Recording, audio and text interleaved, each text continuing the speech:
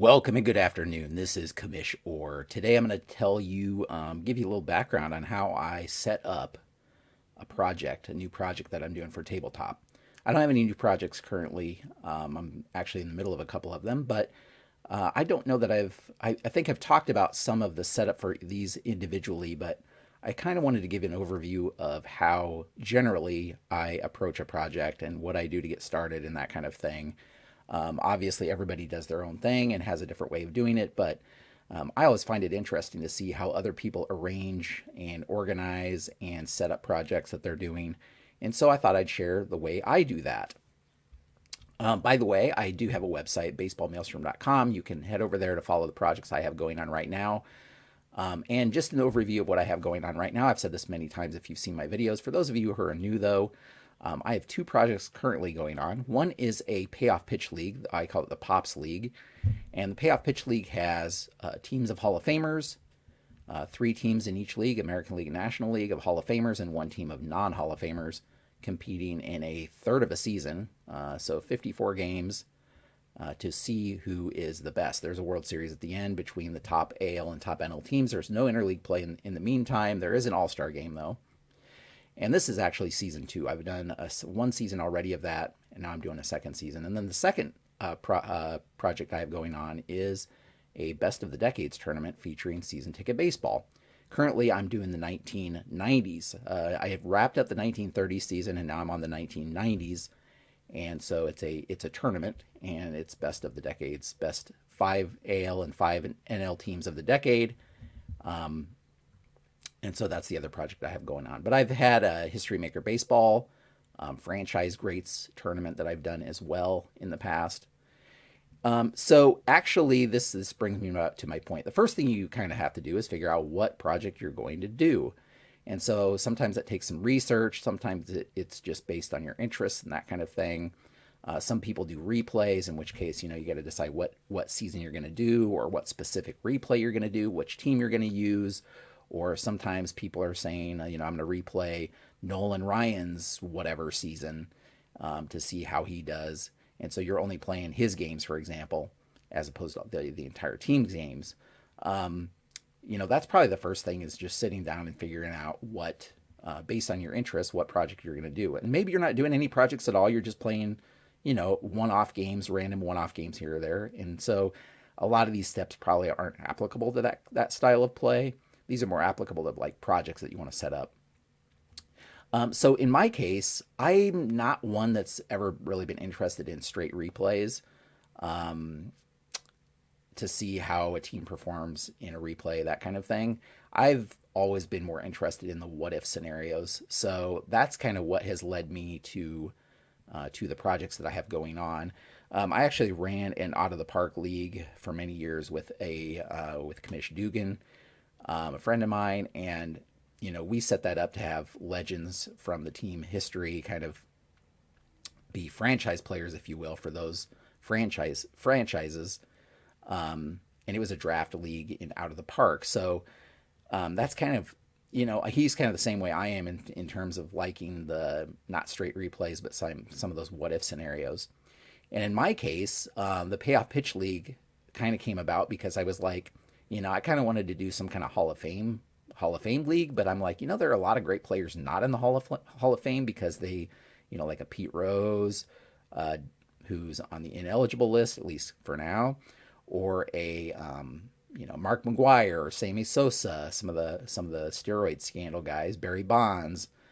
There are a lot of great players not in the Hall of Fame. I wonder if I could make a team of them and how they would compete against Hall of Fame players.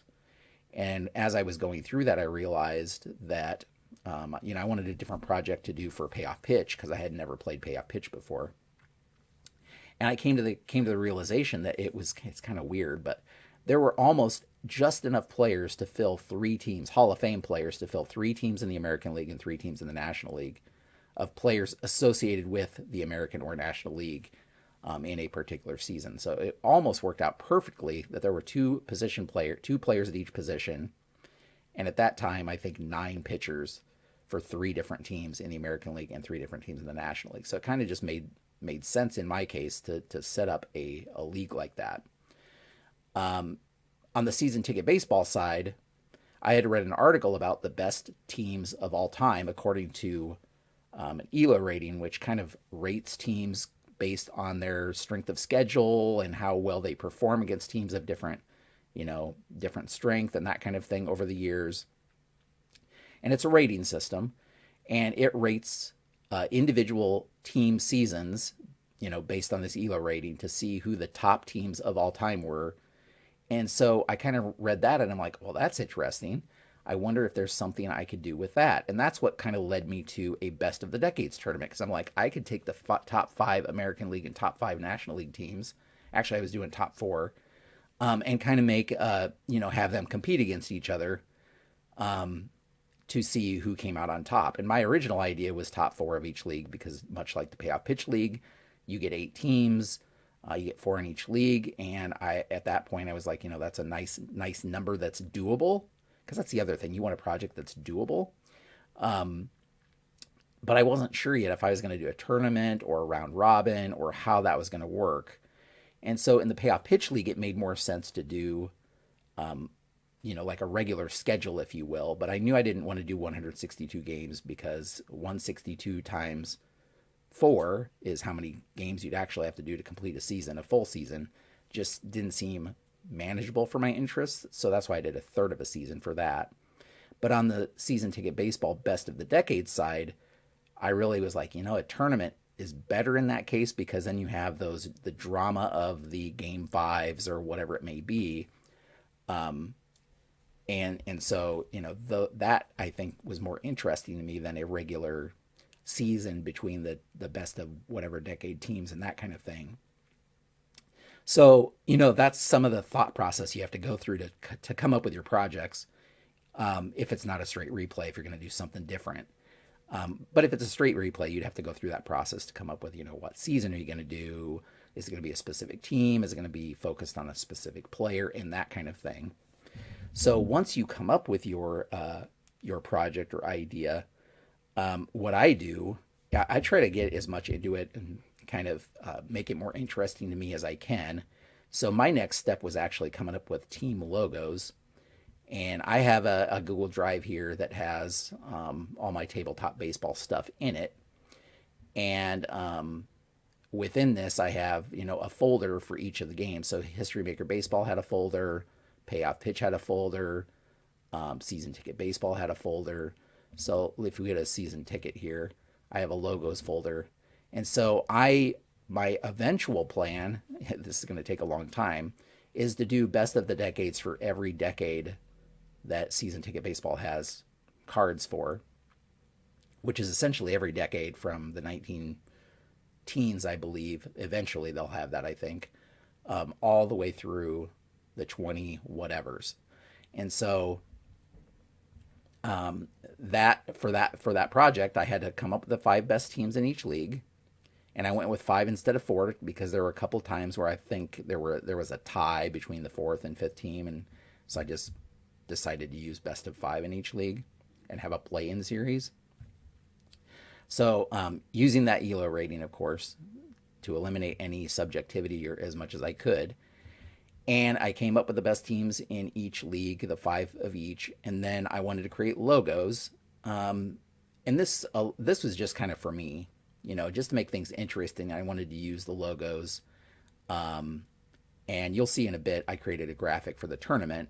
And so I wanted a nice round, pop it out logo that I could use. And so these are the logos that I created. Actually, I took the the standard hat logo in most cases, and I did some effects on it to make it kind of pop out like this. And so it took me a little bit of time to do that, but I had to get a trial subscription to a graphic software program that could actually do this style that I wanted.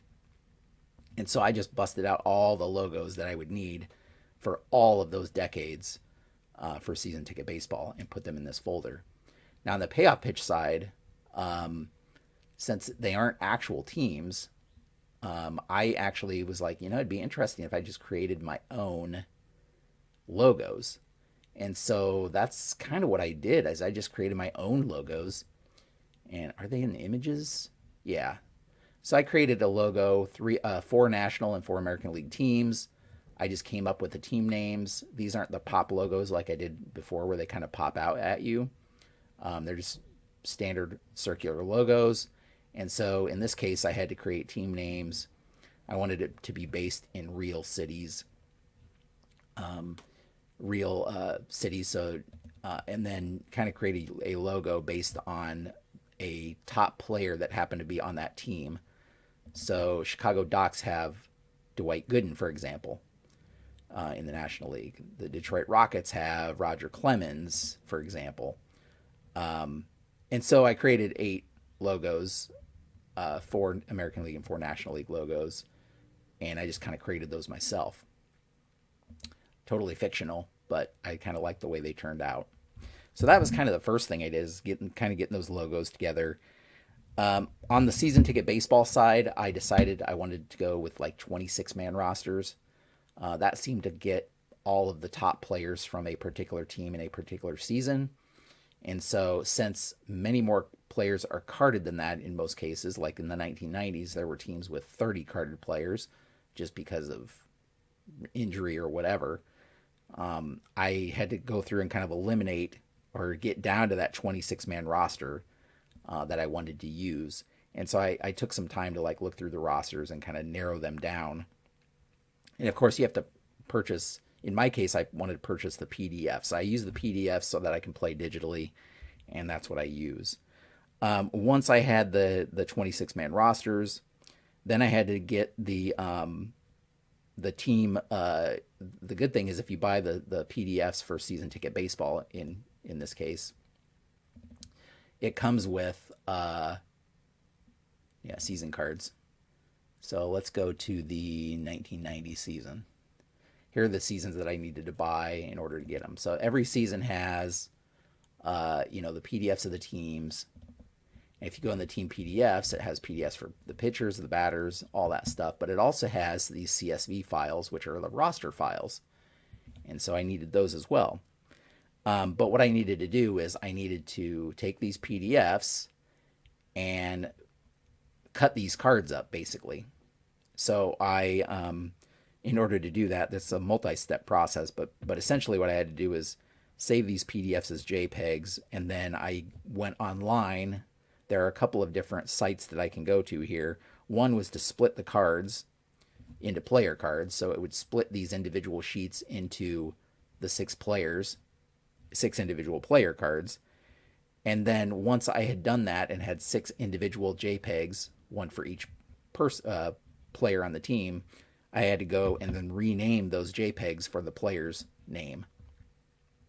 So if we go back into my season ticket baseball folder and go into the 1990s tournament and the 1990 New York Mets, for example. So as you can see, I have individual player cards for each player on the team, and I've named them last name, first name, and then the team designator, just so I could find them easily if I needed to. So it's a little bit of a process. And I had split the stadium card as well. Now, I don't think I'm revealing any information here, but let's just say that I've been told that if I'm going to do a project like this in the future, that there's a way that I can get the individual JPEG or image player cards already split. So I may be using that process in the future. But up until now, that's what I've done. Same thing on the Payoff Pitch side. For Payoff Pitch, I just once again I had to cut these cards out in order to get them to be able to use them in this way. History Maker Baseball does not or did not have PDFs. So what I did in that case was I actually took a picture of the cards. And I took a picture of the cards and then just cut them that way. So these cards are a little bit different, you can see, because they were actual cards that I took a picture of just for my project. So that's what I had to do, is get all of those individual players separated. And then once again, you have to have some kind of sorting or system to organize this stuff if you're doing it digitally for sure. Some kind of organizational system. And even if you're playing with cards in person or on the tabletop, you have to have some kind of organizational system to keep this all separate. I just do it here using my Google Drive and then separate folders and that kind of thing. But then, once I've come up with the name a folder for that particular project, I name each of the team folders that I need and that kind of thing. And then I set up the spreadsheet. And so I use an Excel spreadsheet to kind of track all of the teams and players that I'll be using. So if we go in here to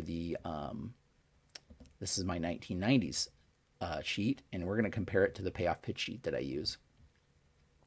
So let's go to the Payoff Pitch sheet that I use. And you can see they're similar but different. Let's just say that. This is season 2 of the Payoff Pitch League. Okay, so in both cases, I have a schedule. So I have a schedule tab down here, and this is the Payoff Pitch, was a third of a season with an all-star break in the middle. So I had to create a schedule for them. And on the season ticket baseball side, it's a tournament, so I don't know the future rounds yet, but I also created a schedule for the tournament because I wanted realistic pitcher usage, days off, that kind of thing for the tournament and for the season, the Payoff Pitch League. And so I have a tab that I can keep track of the games that are going to be played, and I just highlight them in yellow as I play them.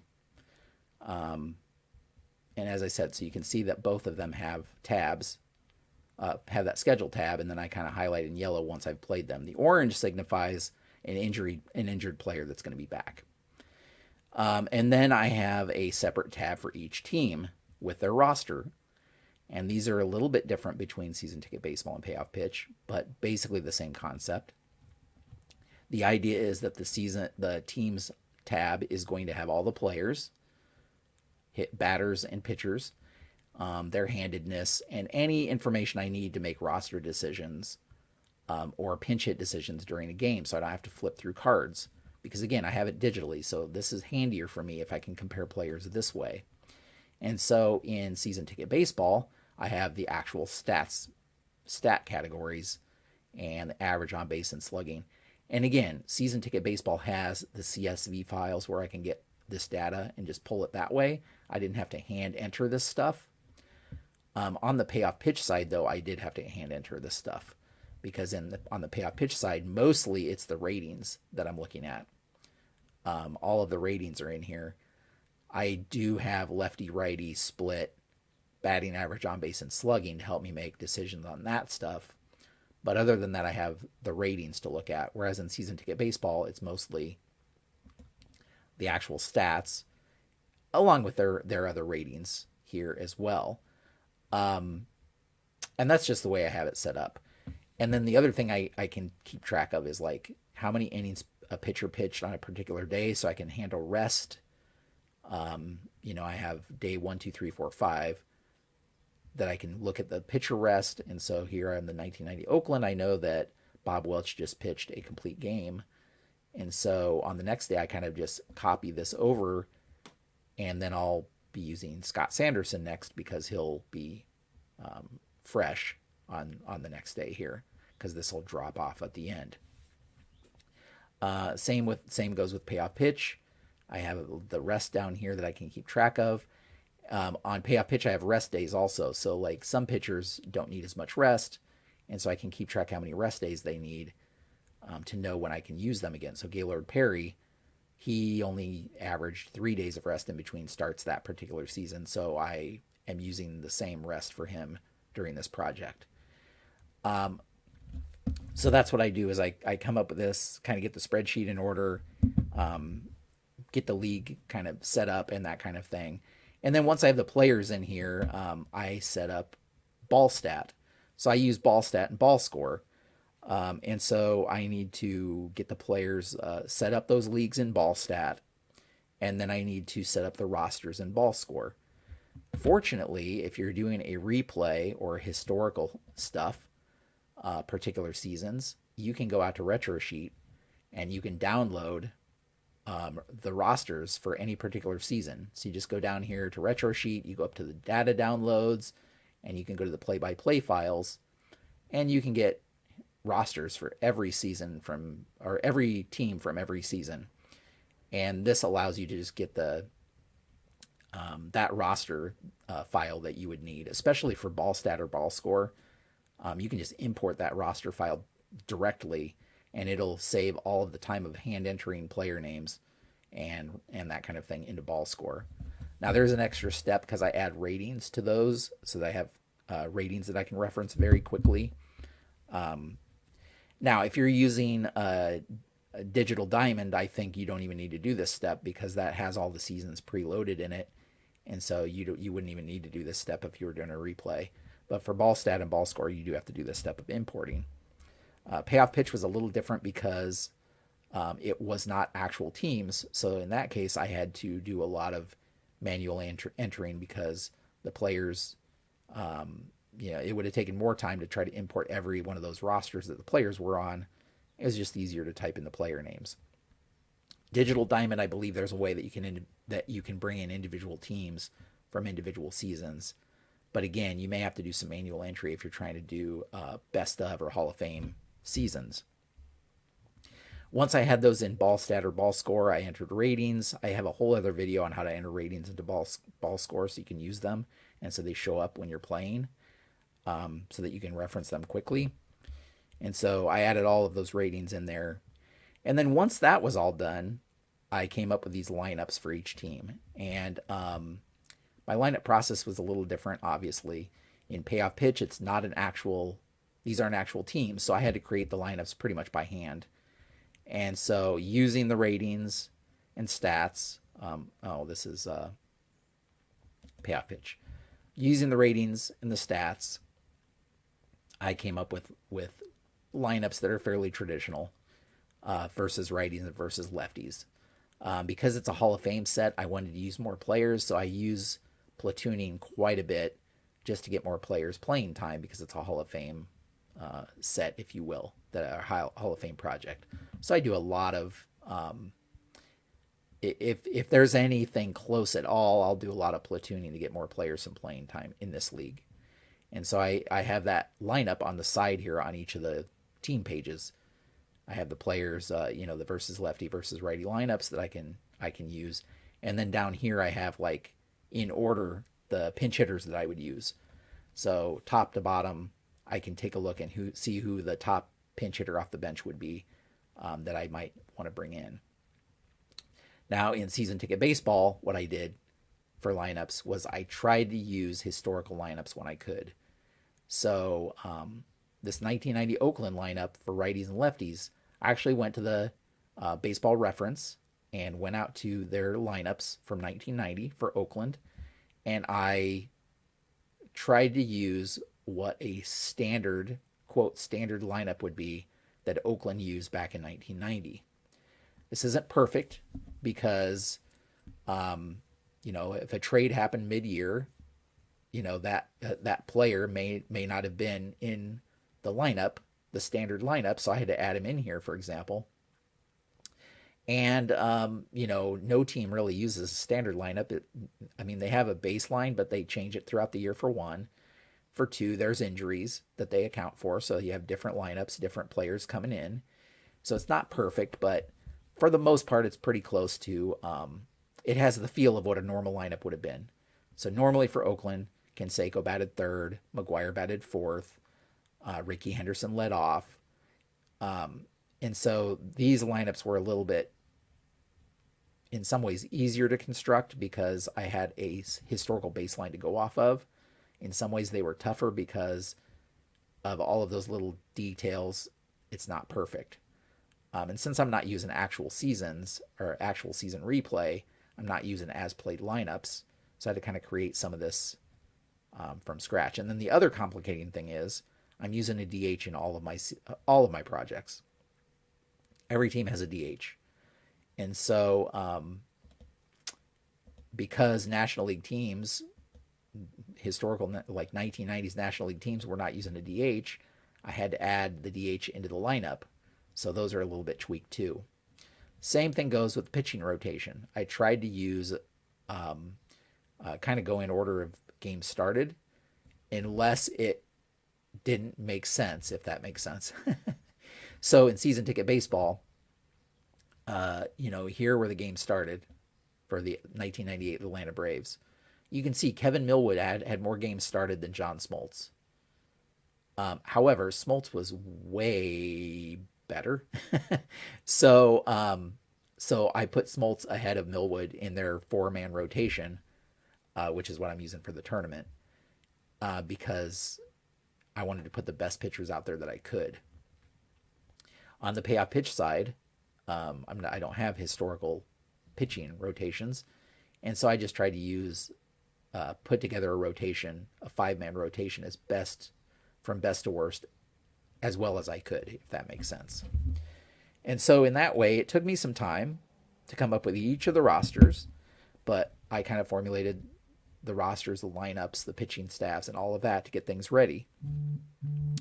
And then once I had all of that done, in my case, which you probably wouldn't have this, but in my case, I then had to tweak my website to add the new project in. So in that case, I'm creating a new page for that project. So here's my payoff pitch stats. Payoff pitch, for the most part, is on the front page, because the way this WordPress template works is I can have standings, and I can have a schedule, and I can have scores. And because payoff pitch is more like a traditional season, the standings actually matter, whereas in the season ticket baseball, it's a tournament, so the standings don't matter. And so payoff pitch has the standings, but season ticket baseball does not. But season ticket baseball, if I go to this 1990s tournament page, I can still get to the stats that are generated by Ballstat. I do a write-up on each game as I play it, and then I have the tournament bracket, which I'll show you here in a minute too. So getting the website together for a project also takes a little bit of time, just so I can get it set up. And this is a personal thing, because again, if you don't have a website, you're not posting this for anybody to see. It's just a personal project. You wouldn't even need to do this step at all. But in my case, I kind of wanted to, part of the fun of the process is doing a little write-up and uploading things to the website for people to see if they want to see it, and just kind of tracking my progress. And the good thing is now I have a write-up of every game that I've played on any of my projects that I can go back to and look at if I need to. Even my History Maker Baseball project, which is wrapped up, I can still go back and look at the games and follow the stats and see the tournament bracket and all of that stuff for that project, even though it was wrapped up in 2020. January of 2024 was when I played my last game of that project. So in this way, I have a historical record of all of that stuff, which I think is pretty cool. And then in my case, again, I have this YouTube channel. So I usually would do a little video on each individual roster or something about the project that I have going on to kind of kick things off. So that's another step that I did. Now for my 1990s or Best of the Decades tournament, I took some time because I wanted to create a nice tournament bracket that's visually appealing to look at, to track the tournament, and would be a quick and easy way to see the tournament.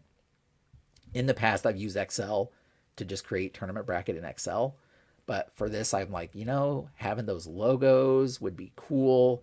And I like this style, just the style that's laid out here. So I took a lot of time actually to kind of create this bracket. You can see the American League and National League logos kind of ghosted behind there a little bit. I can keep track, see which teams are playing in the National League and the American League. I have all of the spots set up so that I can keep track of the games, see who's ahead in the particular series, and keep track of who's advancing and that kind of thing, and cross out who gets eliminated, and follow that through to see the entire bracket as it proceeds. And so I kind of created all of this so that I could track the tournament. So all of this stuff that I've talked about is all of the stuff I do before I even play the first game of a project. And yes, it's a lot. It is a lot. I will say that. But some of the fun is the setup for me. Some of the fun is creating the logos and creating the bracket and getting the website together and making the decisions on the player rosters and the lineups and all of that stuff and getting all of that stuff set up so that when I start the project, I can just play the games and write my recaps, and I don't have to like reinvent the wheel each time, if that makes sense, or take a lot of time before every game to come up with the roster or the lineups that I'm going to use. I already have the lineups I'm going to use, unless there's an injury or something like that. And that's the other thing is these team pages allow me to track injuries, so I can see Carney Lansford out till 9/29, and because I'm using actual dates, I can track injuries and see when people come back and that kind of thing. For me, having it based on actual dates helps me add to more realism for my project, even though the project itself isn't real, if that makes sense. So then once all that's done, I have other videos where I show kind of my setup, so you can see how I play out the games. I have actual play videos of me playing the games digitally that you can see, where I pull up the lineups and the pitchers and ball score, and have all of my reference documents ready so that I can play digitally. I have another video where I kind of go over all of that. But for this one, I kind of just wanted to give the background on how I set up a project before I start playing. And so there you have it. So, yes, a lot of setup involved. I'd love to hear your comments. What do you do to set up a new project? You probably don't do as many steps as I'm doing here. But what do you do when you're setting up a new project? What steps do you go through? Is it more, are there certain things that you spend more time on? Do you enjoy the setup as opposed to the playing? I mean, I enjoy the setup, but I really the end goal is to play the games. But to me, some of the setup makes the playing of the games more interesting. So, like this tournament bracket took me some time to get a good look for it, but now I can use it for every Best of the Decades tournament I do. Even I used it for the Best of the Decades 1930s, which was the tournament before this one. Use the same image with those teams, and now I can just use this as a template to use for future projects that I do of this sort. Same with Payoff Pitch. Now that I've done Payoff Pitch, I kind of have the template and know how I'm going to go about getting that project ready to go as well. So I'd love to hear your thoughts on any of this down in the comments. If this is the kind of information or kind of content you enjoy, consider clicking the subscribe button. You'll get a variety of stuff. You'll get, tabletop baseball stuff. You'll get updates on my projects. You'll get sometimes real life baseball stuff, videos, and that kind of thing. So with all that said, I appreciate you watching. Hopefully you found that interesting. And until next time, have a great evening.